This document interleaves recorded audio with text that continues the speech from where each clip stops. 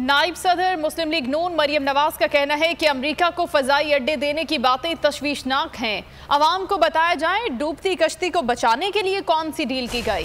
Islamabad high court में पेशी के बाद मीडिया से गुफ्तगू में मरियम नवाज ने कहा कि हुक्मरानों को अवामी मसाइल से गर्ज नहीं, नालायकी उरूज पर है, इनकी तरजीह नवाज शरीफ और अपोजिशन है।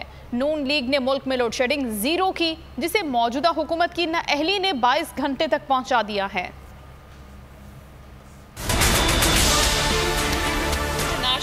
नेशनल प्रेस की तरफ से, मीडिया की तरफ से जो भी खबरें सामने आई हैं, इसको गवर्नमेंट ऑफ पाकिस्तान ने डिनाई नहीं किया। ये अपनी डूबती कश्ती को बचाने के लिए आप क्या सौदा करके आए, ये पाकिस्तान के अवाम का जानना उनका हक है। ना अहली अरूज पर है, ना लाइकी अरूज पर है, करप्शन अरूज पर है।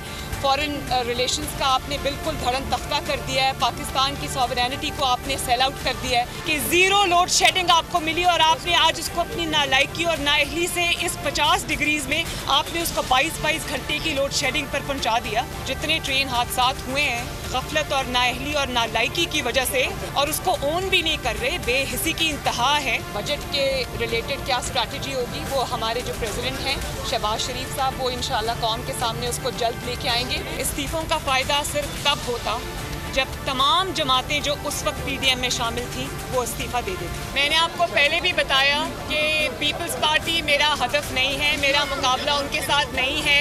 आपके पास कोई बेहतर सवाल है तो करें।